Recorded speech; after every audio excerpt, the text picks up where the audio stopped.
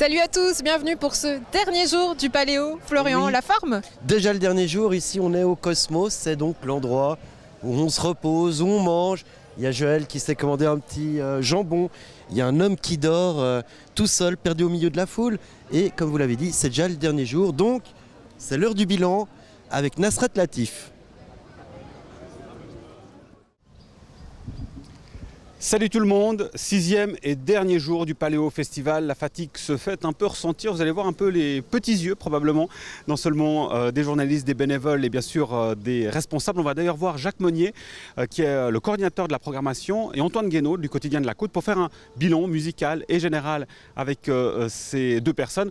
Actuellement se tient justement la conférence de presse de clôture du Paléo Festival. On va les voir juste au terme de cette conférence. Suivez-moi.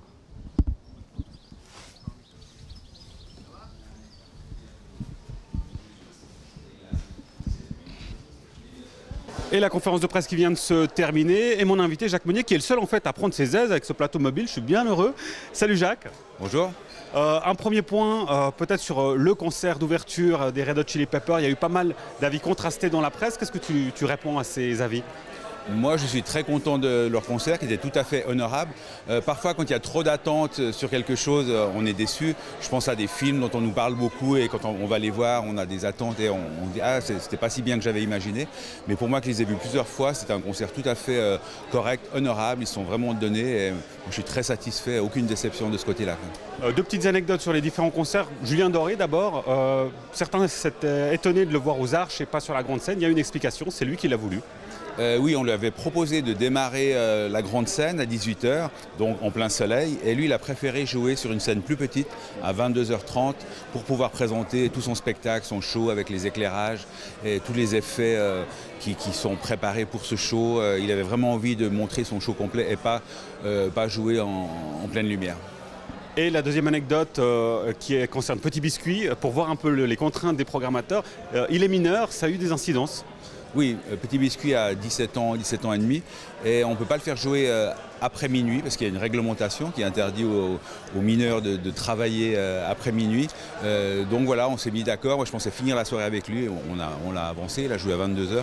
Et puis il a touché un public très jeune, les gamins avaient emmené leurs parents, qui découvraient les musiques électro. C'était assez marrant de voir ces deux générations se côtoyer devant la scène. Une dernière chose, Jacques, tu l'as dit, Daniel l'a dit aussi, l'importance du public. Le public est toujours présent en force et cette édition n'y déroge pas. Oui, c'est un public, je dirais, héroïque, surtout quand il pleut. Il y avait un concert notamment de Black M. Pendant 1h30, il y a eu de la pluie sans discontinuer. Et le public était là, il y avait peut-être 25 000 personnes avec des pèlerines multicolores. Tout le monde était là, chantait, dansait. Et c'est assez incroyable, les artistes, ils n'en reviennent pas parce qu'ils se disent mais s'il pleut, les gens vont partir, il n'y aura personne. Souvent, ils sont très anxieux avant de monter sur scène quand le temps est mauvais. Et surtout, s'ils vont jeter un coup d'œil une demi-heure avant le concert, en principe, la plaine, elle est vide, il pleut, c'est triste, c'est un peu plombant. Donc, on doit les rassurer. Non, les artistes, le public va arriver, rassure-toi, il n'y aura pas de problème. Mais on espère quand même que ce qu'on dit sera vérifié. Et ça s'est vu aussi, et ce sera mon dernier élément avec Renaud. Hier soir, samedi, ici à Paléo, ça lui a fait du bien, ce public. Oui, je pense, parce que Renaud est tout cabossé par la vie, il est assez triste, d'ailleurs, on voit sur son visage, il fait de la peine. Et là, il a reçu une dose d'amour de 40 000 personnes assez énorme. Tout ce qu'il a donné aux gens avec ses chansons pendant des générations, il a récupéré, je dirais, une partie de ce qu'il a semé. Donc moi, j'étais très touché par la réaction du public et lui aussi, je l'ai vu après le concert. Et pour lui, c'était un beau moment parce que c'est un habitué de Paléo. Il vient depuis 1983, c'est la 5e ou 6e fois qu'il venait. Donc il est attaché à l'événement et ça le rassure aussi de voir qu'il plaît encore à autant de gens. Et j'espère que ça va lui remonter, lui donner la pêche, remonter le moral. Merci Jacques, bonne soirée et puis à l'année prochaine. Merci, bonne soirée. Salut. Et puis on va terminer cette dernière news plateau avec un autre invité, c'est Antoine du quotidien de la Côte. Antoine, je t'en prie. Salut. Alors, on a fait le point sur la programmation musicale avec Jacques. Ton regard sur cette 42e édition du Paléo Festival ? Alors mon regard, c'est comme chaque année, on peut dire qu'il y a beaucoup de découvertes, mais aussi de têtes d'affiche confirmées. Pour moi, la programmation de Paléo, c'est un peu comme un tiroir à triple fond. À la surface, on trouve les grosses têtes d'affiche, les artistes fédérateurs. Et puis plus on creuse, plus on trouve des petits artistes peut-être plus pointus. Avec de belles surprises à la clé. Oui, tout à fait. Par exemple, comme le chanteur et guitariste zurichois Fai Baba, qu'on a pu voir vendredi soir au Détour et qui était particulièrement impressionnant. Et qu'est-ce que tu vas retenir de cette 42e édition ? Alors au niveau des concerts, je dirais sans hésiter les Pixies, parce que contrairement aux Red Hot, on ne les attendait pas, donc ils ont fait un effet, ils sont arrivés, ils ont joué avec l'effet de surprise et c'était assez impressionnant. Je dirais donc aussi Fai Baba, Orchestre Tout-Puissant Marcel Duchamp, qui viennent de Genève. Et puis probablement aussi le groupe britannique Shame qui jouait samedi soir au Détour. Merci beaucoup Antoine, on te dit à l'année prochaine pour la 43e édition. Avec plaisir. Merci beaucoup et c'est l'heure pour nous de nous quitter. Merci beaucoup de nous avoir suivis, de m'avoir suivi avec ce plateau mobile. J'aurai le plaisir de vous retrouver à la rentrée dans un cadre beaucoup plus conventionnel et un studio fixe pour l'info et les sports. Et puis bien sûr à l'année prochaine pour une nouvelle édition du Paléo Festival. Ciao. Devant nous, la grande scène, et on l'entend, hein, les premières notes d'Imani qui résonnent. Et puis toi, Florian, je crois que tu étais à l'arrière. Exactement, à la rencontre de Mick. Mick, c'est le présentateur de la grande scène. Et je crois, Andrea, que toi aussi, tu sais où il se cache. Bah dis donc, t'as des yeux partout, c'était un secret ça? On regarde tout de suite. Salut à tous, c'est un endroit épatant dans lequel nous nous trouvons aujourd'hui. Ça ressemble à un cabinet des curiosités, mais non, c'est l'antre de Mick, l'ambianceur, le MC, le type qui est chargé de chauffer la foule, les festivaliers, pour que les groupes puissent se produire dans les meilleures conditions. Salut Mick. Salut mon garçon. J'ai pas tout à fait compris, vraiment ton métier c'est quoi? Parce qu'il n'existe pas.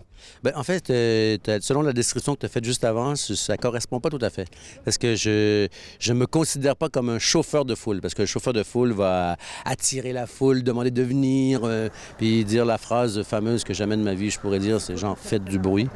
Ça, c'est un truc, je ne pourrais jamais dire ça. Les gens sont là, ça fait des mois qu'ils ont acheté le billet, ils savent à quelle heure ça va avoir lieu, ils savent qui va venir, donc j'apprends pas grand-chose à personne, globalement. Mais pour Paléo, en fait, pour moi, pour Paléo, pour de la manière dont ça fonctionne, ça fait aussi partie du rituel.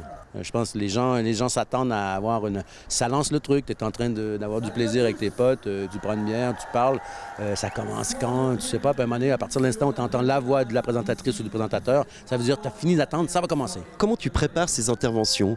C'est pas de l'impro. Ça peut avoir de l'air comme ça, même si c'est des phrases un peu qui sont pas de la grosse philosophie.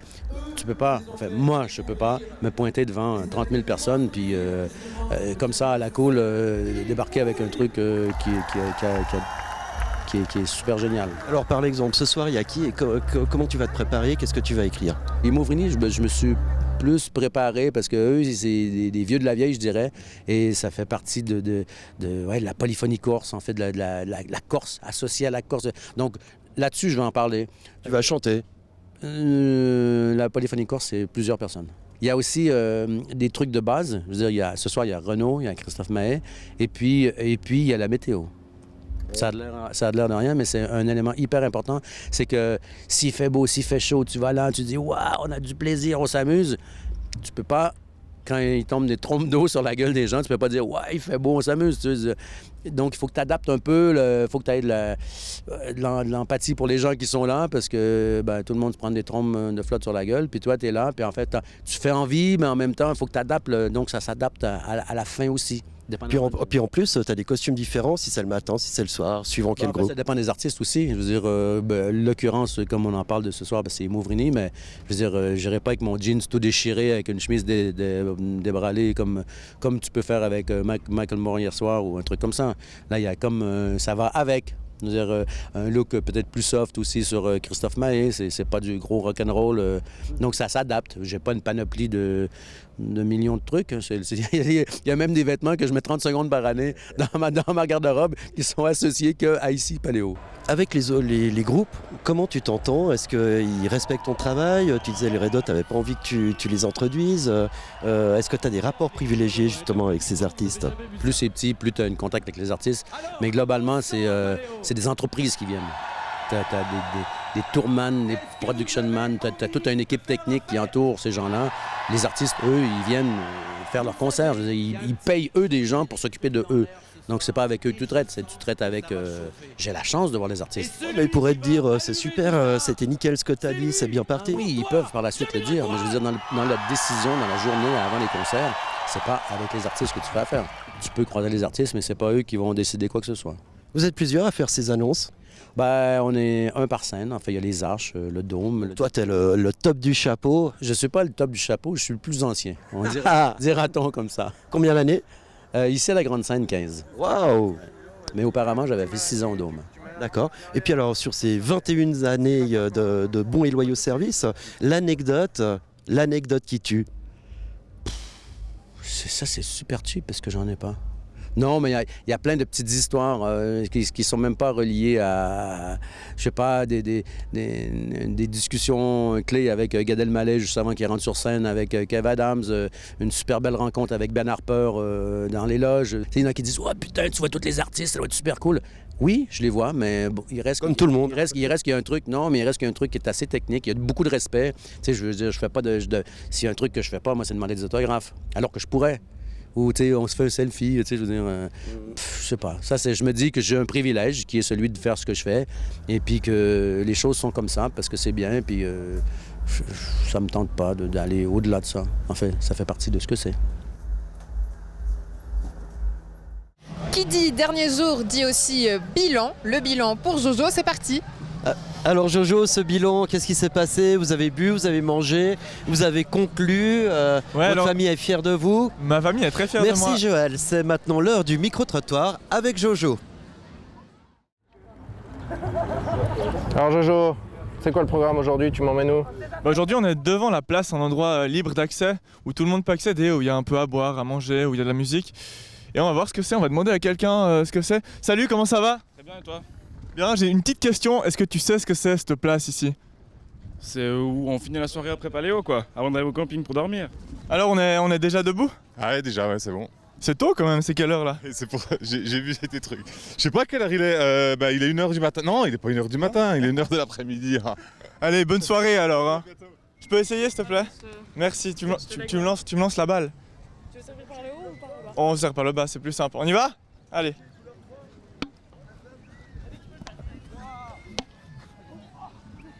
Mais là, t'as tiré un peu trop fort, non? Parfois. Tu t'appelles comment, Tima? Hello, ça va, les affaires vont bien au Paléo? Ouais, carrément. Là, t'as 2-3 contacts que t'as chopé. C'était quoi, hier soir? Bah ouais, normal, je chope tous les numéros, t'as vu? Et puis là, du coup, tu vas les retrouver au camping. Là, je vais bosser surtout. Bon, bah, bon courage et bonne journée. Le camping. Alors, ouais, je vais voir, parce qu'au niveau de la voix... C'est pour ça que je mets le micro bien proche. Ouais, vous avez bien raison. Si jamais, je me présente déjà. C'est Kazuman. Salut, tu cherches quoi? Rien. Regardez. Go! Stop! Go!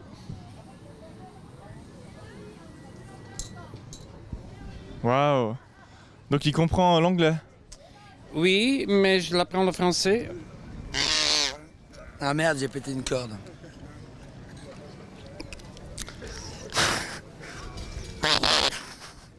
On va essayer en français maintenant. En français, ça marche pas. Je sais pas, on va voir, j'ai jamais fait. Peut-être il est international celui-là. Allez, vas-y. Ah oui. Ah, bravo. Allez, continue. Le chemin, voilà. C'est vraiment assez incroyable. Oui, c'est incroyable, mes frères. Tu veux la crème solaire que j'ai dans le sac? Non, c'est bon, merci. C'est bon. Il y en a bien qui doit marcher.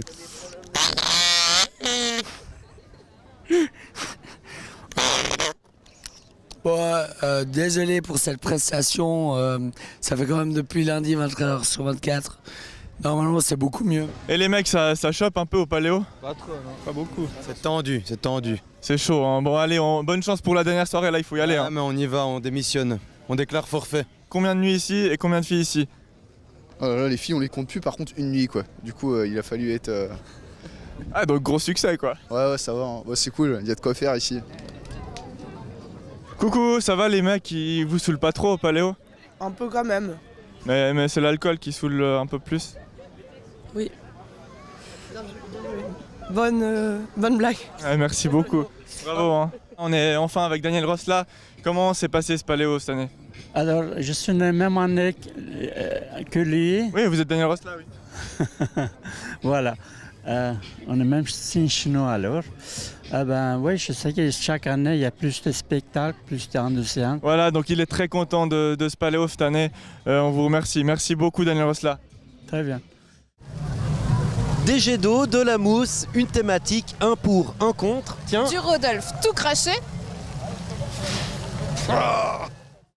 Salut à tous, c'est pas parce qu'on est à Paléo qu'on doit pas débattre de choses sérieuses. Aujourd'hui, on est avec des filles et des garçons qui sont contre parce que c'est dans leur nature, ils s'opposent à tout, et puis des filles qui naturellement valident toutes les propositions. Alors, de quoi va-t-on débattre? Eh bien, c'est toi qui vas tirer au sort et on va tout de suite savoir. Je stresse. L'éternité. L'éternité, eh ben alors très bien, les filles, pourquoi vous êtes pour l'éternité? Parce que l'éternité, c'est tout, c'est éternel. T'as pas l'impression que ça va être un peu long quand même? Un petit peu, mais c'est pas grave. Et toi, l'éternité? Non, c'est plutôt cool, on va pouvoir faire plein de choses du coup. Tu vas faire quoi? Je sais pas, revenir plein de fois au Paléo? Revenir Paléo pour l'éternité. Bon, évidemment, vous trouvez ça, l'éternité c'est beaucoup trop long. Imagine, tu passes toute ta vie avec des nanas comme ça, tu peux pas supporter. L'éternité, c'est déjà un jour au Paléo, t'en peux plus, alors l'éternité. Il y a une fin à tout, si tout se répète, tu peux plus rien découvrir, c'est nul. Ouais, effectivement, si on vit tous 3 milliards d'années, ça... Chaque jour, on doit découvrir des nouvelles choses, donc l'éternité, c'est nul, c'est haché. Tiens, à la fin, si tout le monde fait des enfants. Contredire, justement, tous les jours, il y a des nouvelles choses, du coup, l'éternité, tu peux faire plein de choses. Waouh. Bon, alors c'est tout, c'est un peu court comme argument, les garçons, là. Déjà, on n'aura plus de place, parce qu'il y aura trop de monde. Les gens qui nous font chier, comment on s'en débarrasse? Les vieux. Est-ce qu'il va falloir mettre des mecs, des surveillants à l'entrée pour savoir qui rentre et qui rentre pas? Bah ouais, je pense. Et l'éternité, ce sera situé, à mon avis. Ce sera partout qu'on aura l'éternité, il y aura des endroits... Bah écoute, il n'y a pas de raison, c'est l'éternité pour tous, non? Autrement... C'est pas drôle. Faut garder ses classes sociales quand même. D'accord, donc il faut mourir à quel âge? Moi, je dirais 40 ans. 40 ans? Ouais, je dirais 40 ans. T'as quel âge aujourd'hui? J'en ai 19. 19, ouais, t'as encore un peu de temps. Mourir à 40 ans, ça vous botte? Non, c'est trop tôt. Là, la sensibilité féminine, elles veulent avoir des familles, vous vous en foutez complètement. Totalement, ouais. Donc toi, tu veux mourir à quel âge? 80. 80. 100. Donc si lui veut mourir à 40 et toi à 80, ça veut dire que tu auras 2 maris a priori. Ce qui est plutôt une bonne nouvelle. Ouais, ou pas. Ou Je vois d'autres choses, hein. Je pourrais avoir une copine aussi. Tu peux absolument avoir. Et puis tu auras toute l'éternité pour faire ce que tu veux avec tes copines. Et puis vous les garçons, a priori l'éternité c'est pas votre truc, donc vous n'allez pas faire des trucs toute votre vie ensemble, quoi. C'est bien ça. Ok, c'est nul à chier. Bon alors maintenant on va essayer d'être objectif. Qui c'est qui a gagné? Qui c'est qui a le plus convaincu? Oui, l'éternité, c'est trop top. Super. Ça commence à se moquer, ok. Très bien. Bon, écoutez, moi je vous souhaite de mourir à 40 ans en bonne santé quand même, tant qu'à faire. Ou peut-être lundi matin après le Paléo. Il faut mourir jeune le plus tard possible. C'est parfait, c'est comme ça qu'on va conclure. Ça vous va comme ça, applaudissements. Merci, à tout à l'heure. Sympa ce brumisateur. Bah oui, ça rafraîchit, surtout après une course-poursuite. Après Bob, Allez, ça c'est pas sympa. C'est parti à la recherche de Bob. Manu Chao.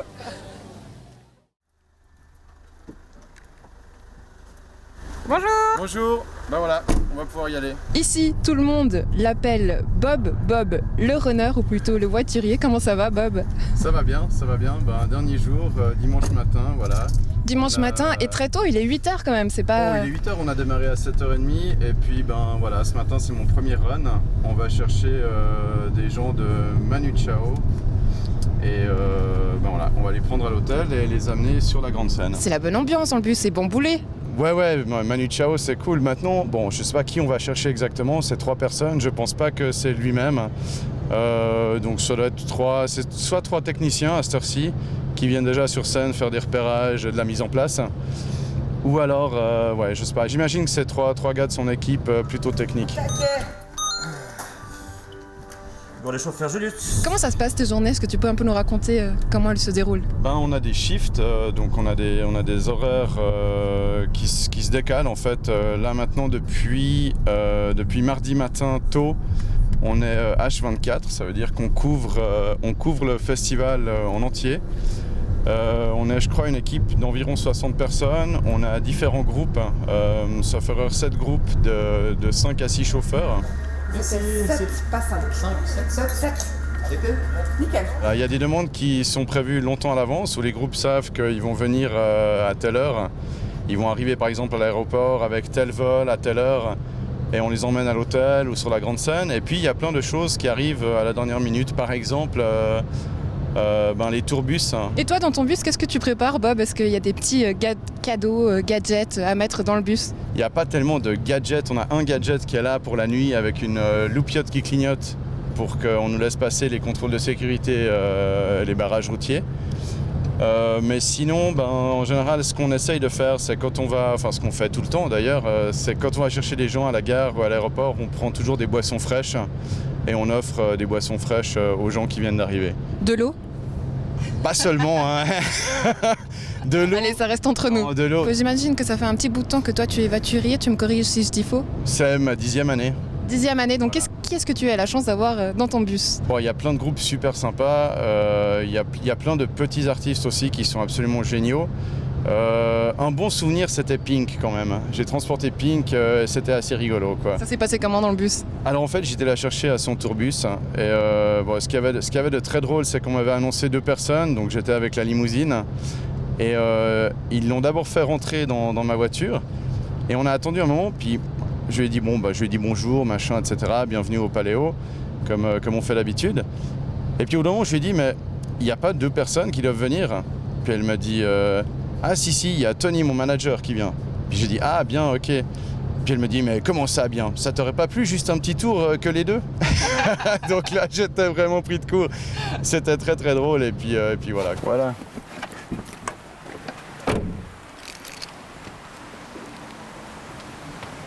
Ça va les gars? Vous avez déjà vu des gars de Manu Chao par là ou pas? Bon, là on est à l'extérieur du Paléo, c'est encore très tôt, hein, on le répète, mais... 9h, ça va, ça commence à être une heure raisonnable, non? Mais est-ce que ça t'arrive quand même à profiter du Paléo? Non, effectivement, hier soir, moi je suis rentré me coucher, comme je démarrais à 7h30 ce matin. Mais il y a certains soirs où effectivement le lendemain matin, on commence... qu'à 13h ou comme ça, et là on peut un peu profiter, faire un petit peu la fête. Ils ont booké 8h30, finalement ils vont être à 9h30. C'est vrai qu'on est la première et la dernière image du Paléo que les artistes ont. Donc c'est vrai que quand on va les accueillir à l'aéroport, on leur dit bienvenue à Paléo, on leur souhaite une bonne soirée, une bonne semaine, un bon festival, un bon show. Et on essaye d'être accueillant, d'être sympa.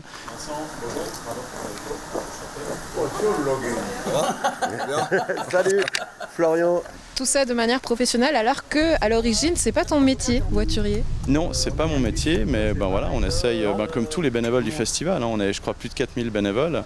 Je pense que tout le monde essaye de tirer à la corde et puis c'est ce qui fait que ce festival est si particulier aussi, hein, je pense. C'est un peu laborieux cette course. Voilà, c'était un peu compliqué, ouais. Bah alors Andrea, il est sympa Manu Chao? Très sympa, ami, mais gusta. C'est en effet lui qui aura l'honneur de clore cette 42e édition. Après un méga feu d'artifice, ça va être génial. N'hésitez pas donc à venir tout le monde. Salut, à la prochaine. On se retrouve l'année prochaine pour une nouvelle édition de NRTV fait son Paléo. Ah bah tiens Jojo. Ouais justement, moi j'avais pas fini de dire ce que je voulais dire. Donc le Paléo c'était vraiment génial.